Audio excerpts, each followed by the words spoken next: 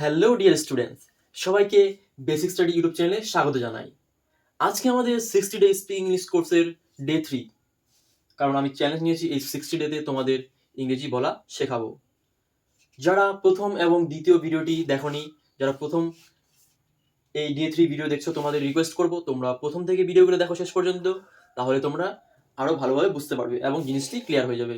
এবং যারা কন্টিনিউয়াসলি আমার এই ভিডিওগুলো দেখে আসছো এবং থার্ড ভিডিও অ্যাটেন্ড করছো, তোমাদের most welcome basic study YouTube চ্যানেলে। তো ভিডিও স্কিপ করলে হবে না, তোমাদের শেষ পর্যন্ত দেখতে হবে সবগুলো ভিডিও, তাহলে তোমরা জিনিসগুলো আরও ক্লিয়ার হয়ে যাবে এবং ভালো করে বুঝতে পারবে, এবং আমি তো আছি তোমাদের বোঝানোর জন্য। সো আজকে আমাদের ডে 3 স্পিকিং ইংলিশ কোর্সের টপিক হচ্ছে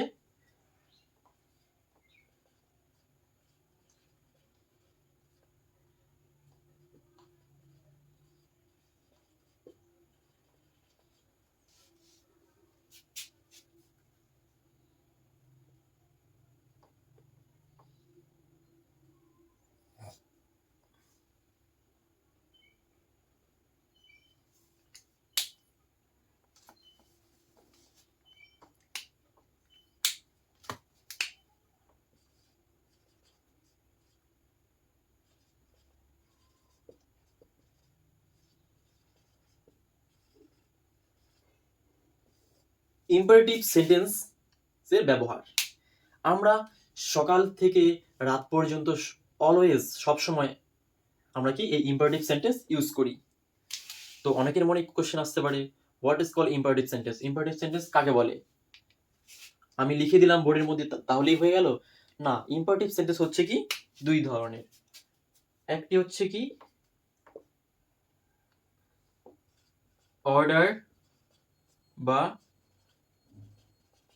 কমান্ড, দ্বিতীয়টি কি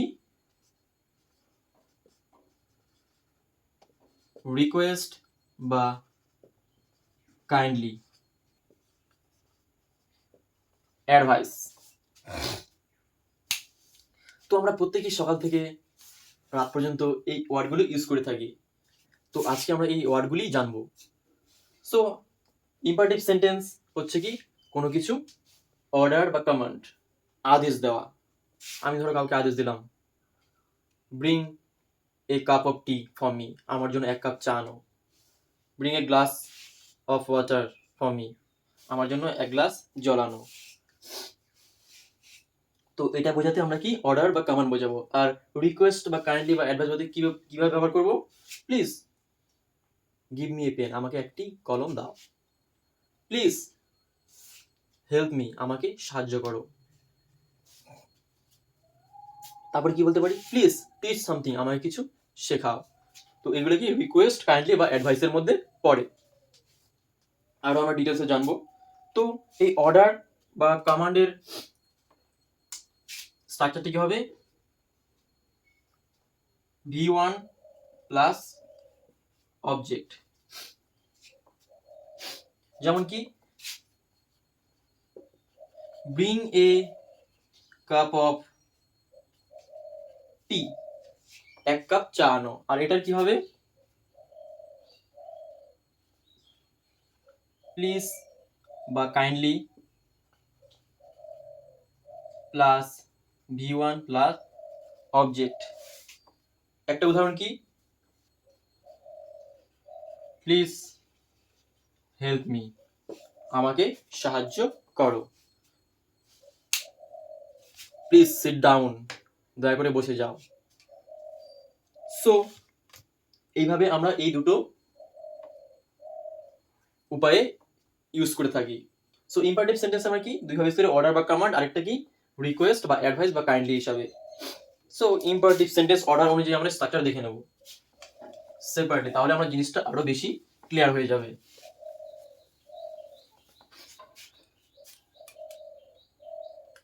অর্ডার অনুযায়ী স্ট্রাকচারটা কি? Order plus V1 plus object, এটা হবে আমাদের স্ট্রাকচার। এই স্ট্রাকচারের বাইরে আমাদের হবে না।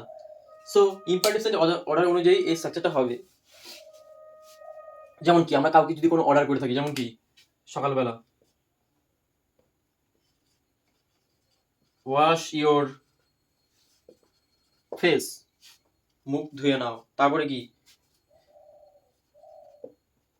Give me a cup of tea, আমাকে এক কাপ চা দাও, কাউকে আমি অর্ডার করছি। তারপরে কি, হ্যাভ সাম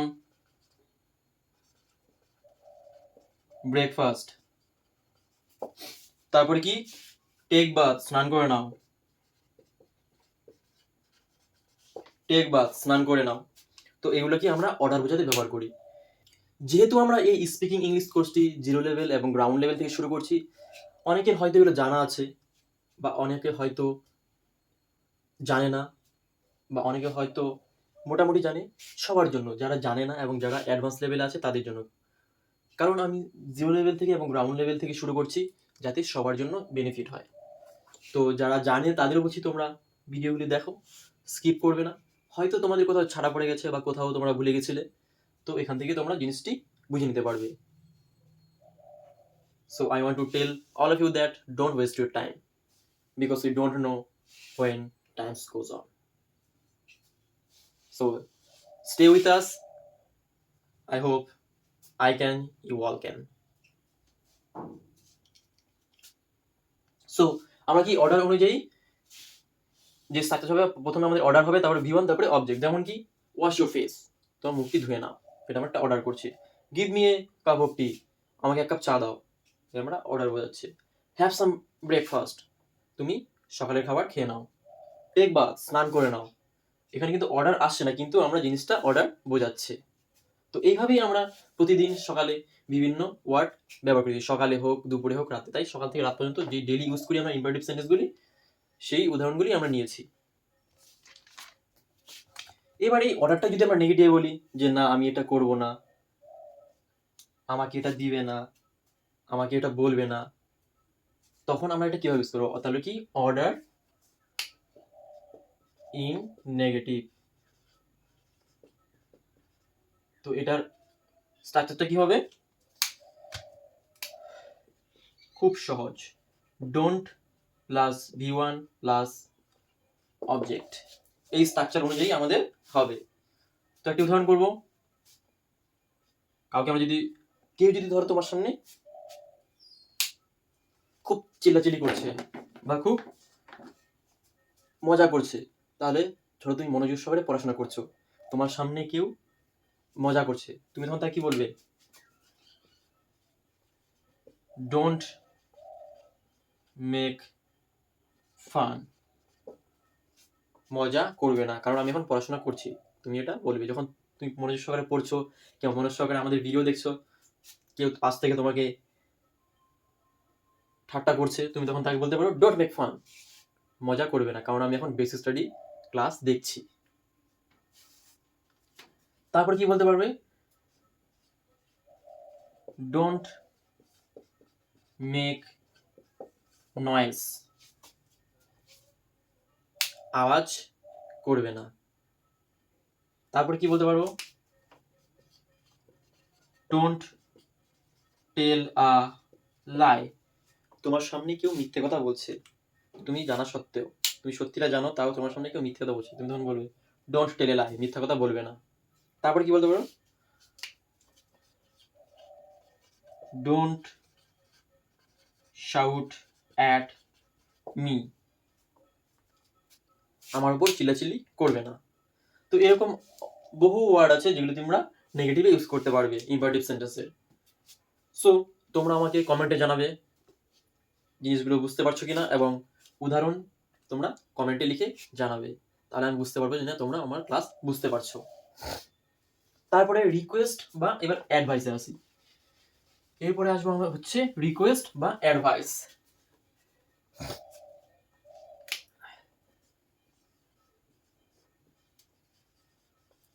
রিকোয়েস্ট বা অ্যাডভাইস, যখন আমরা কাউকে কোনো কিছুর জন্য রিকোয়েস্ট করি বা উপদেশ দিই, তখন আমরা এই ফরম্যাটটি ব্যবহার করি। তো ফরম্যাটটি কি হবে? ফরম্যাটটি প্রথমে হবে প্লিজ বা kindly plus V1 plus object. যেমন ধরো এখন তুমি বেসিক স্টাডি ক্লাস করছো, তুমি তো একটু একটু হলেও ধরো তুমি এখন বেসিক স্টাডি ক্লাস করছো, তুমি একটু হলেও তো ইংরেজি জানো। যখন তোমার সামনে কেউ বেঙ্গলিতে কথা বলবে, তোমার কোনো ফ্রেন্ড হোক বা অন্য কেউ, তুমি তাকে বলবে প্লিজ স্পিক ইন ইংলিশ, ইংলিশে কথা বল বা কথা বলো, কারণ আমি এখন বেসিক স্টাডি থেকে ইংরেজি শিখছি। তো তোমরা সবাই ট্রাই করবে। তোমরা যদি ট্রাই না করো বলার, তাহলে কিন্তু তোমরা ইংরেজি বলতে পারবে না। তোমাকে সেলফ প্র্যাকটিস করতে হবে, নিজে নিজে বলা প্র্যাকটিস করবে। Please speak in English, please speak in Bengali. তারপরে কি, প্লিজ লিসেন টু মি, আমার দিকে মনোযোগ দাও। তারপরে কি, কাউকে বলতে কি বলতে পারো, কাইন্ডলি হেল্প পুয়ার, গরিবদের সাহায্য করো দয়া করে। তো এইভাবে কি আমরা প্লিজ বা কাইন্ডলি ইউজ করে কি রিকোয়েস্ট বা অ্যাডভাইসের ব্যবহার করতে পারি। আমি তো শুধু তোমাদের কয়েকটি উদাহরণ দিয়ে করছি, তোমরা বাড়িতে খাতা পেন নিয়ে চেষ্টা করবে, যত পারো তোমরা আরো প্র্যাকটিস করার, কারণ আমরা জানি practice make a perfect man. যত প্র্যাকটিস করবে তত তোমাদের জিনিসটা আয়ত্ত হবে এবং তত বেশি তোমাদের মেমোরাইজ হবে। যেমন বহু ওয়ার্ড আছে, please speak in English, please listen to me, kindly help poor, kindly give me a little space, please give me a pen, এরকম বহু ওয়ার্ড রয়েছে। এবার রিকোয়েস্ট বা অ্যাডভাইসকে কিভাবে আমরা নেগেটিভে ইউজ করব, চলো ওটার স্ট্রাকচার দেখে নিই।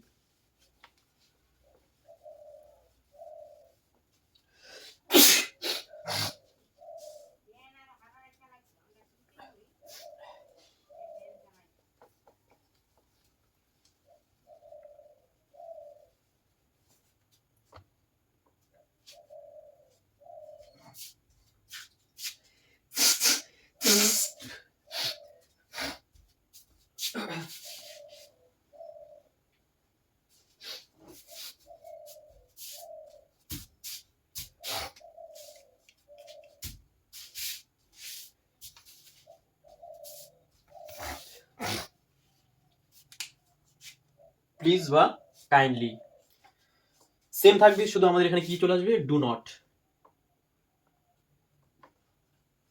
প্লাস V1 প্লাস অবজেক্ট, যখন আমরা কি রিকোয়েস্ট বা অর্ডারকে নেগেটিভে ইউজ করব, নেগেটিভে ইউজ করব। যেমন কি একটা উদাহরণ, ধরো তুমি কারো গাড়িতে বসে আছো, সে কি গাড়িটি জোরে চালাচ্ছে, তখন তুমি তাকে কি বলতে পারবে, ডোন্ট ড্রাইভ ফাস্ট, দ্রুত চালাবে না বা জোরে চালাবে না। তারপরে কি বলতে পারো,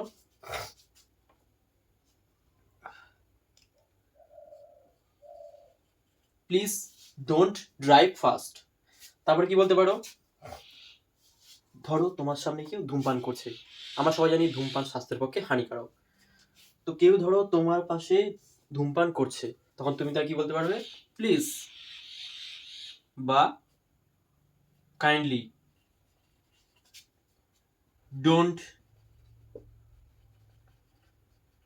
স্মোক হেয়ার, এখানে ধূমপান করবেন না। তারপর কি বলতে পারো, আরেকটি উদাহরণ, please don't West your time, সময় নষ্ট করো না। So this is the proper time, so don't waste your time, we don't know how it will past on, সময় কীভাবে চলে যাবে তোমরা দ্রুত বুঝতেও পারবে না। তো এখন সময় আছে, বেসিক স্টাডি চ্যানেলের সাথে যুক্ত হয়ে যাও, সবাই চ্যানেলটিকে সাবস্ক্রাইব করো, ভিডিওটি লাইক করো এবং তোমার ফ্রেন্ডদের সাথে শেয়ার করো, যাতে তারাও এই বেসিক স্টাডি ইউটিউব চ্যানেলের বেনিফিট নিতে পারে। কারণ এই 60 ডে স্পিকিং ইংলিশ কোর্সের পরে আমাদের থাকবে 60 ডে গ্রামার কোর্স। ওইখানেও আমরা কি বেসিক থেকে শুরু করে একদম অ্যাডভান্স লেভেল পর্যন্ত গ্রামার জেনে নেব। সো সবাই যদি এই বেনিফিট নিতে যাও, আমাদের কোনো ফিস লাগে না। তোমরা এই কোর্সটি নিতে গেলে কোথাও টাকা লাগবে, অনেক পেড দিয়ে। তোমরা যদি এই কোর্সটি নিতে যাও তখন অনেক টাকা দিয়ে তোমাদের এই কোর্সটি নিতে হবে, কিংবা অফলাইনে করলেও তোমাদের কি টাকা দিতে হবে। কিন্তু বেসিক স্টাডি ইউটিউব চ্যানেলে তোমরা সম্পূর্ণ বিনামূল্যে পেয়ে যাচ্ছ এই কোর্সটি। সো দেরি না করে চ্যানেলটিকে সাবস্ক্রাইব করো, তোমার ফ্রেন্ডদের সাথে শেয়ার করে দাও এবং তাদের বলো যে বেসিক স্টাডি ইউটিউব চ্যানেলে 60 ডে স্পিকিং ইংলিশ হচ্ছে। তারপরে কি আবার 60 ডে ইংলিশ গ্রামার আসবে। নেক্সট প্ল্যান আমি তোমাদের বলে দেবো আস্তে আস্তে। সো এটা হয়ে গেল আমাদের কি রিকোয়েস্ট বা অ্যাডভাইস, কিভাবে নেগেটিভ সেন্সে আমরা ইউজ করব। তো এরকম অনেক ওয়ার্ড আছে, এরকম মোটামুটি হাজারো ওয়ার্ড আছে যে নেগেটিভ সেন্সে ইউজ হয়। Please don't drive fast, please don't smoke here, please don't waste your time, please don't make a noise. So এইভাবে আমাদের ইউজ করতে হবে। তো ডে 3 ভিডিও আমাদের এখানেই শেষ করছি। দেখা হচ্ছে তোমাদের সাথে ডে 4 ভিডিওতে। ততক্ষণ পর্যন্ত তোমরা চ্যানেলটিকে সাবস্ক্রাইব করে বেল আইকনে ক্লিক করে রাখবে, যাতে পরবর্তী ভিডিও আসা মাত্রই তোমাদের কাছে নোটিফিকেশন চলে যায়, এবং তোমাদের বন্ধুদের সাথে বেশি বেশি করে শেয়ার করে দাও।